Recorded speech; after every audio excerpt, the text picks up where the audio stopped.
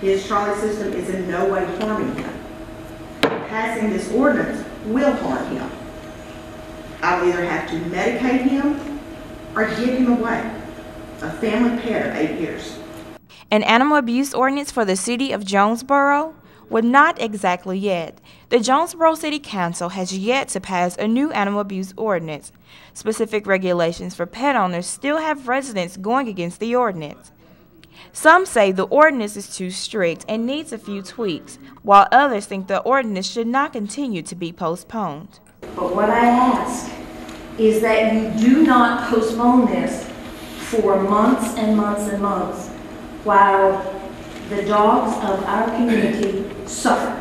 So please don't temporarily postpone this until 2035, because I won't be alive by then, and the dogs will be. True enough, the ordinance does state specific regulations for pet owners, such as a dog shelter being fully enclosed on 3 sides, with a roof being sturdy enough to block the wind and that can allow for a dog's flexibility to enter and exit freely. Being unlawful to tether certain dogs to immobile objects for the purpose of confinement. These are just a few specific regulations to name.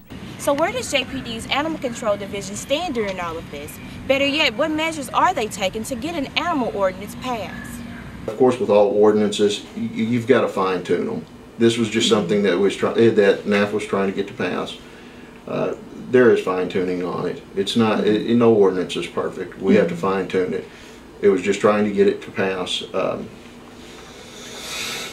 You know, there is some things in here that myself and the Chief of Police is going to work on with NAF and with the City Council on this to try to fine tune it.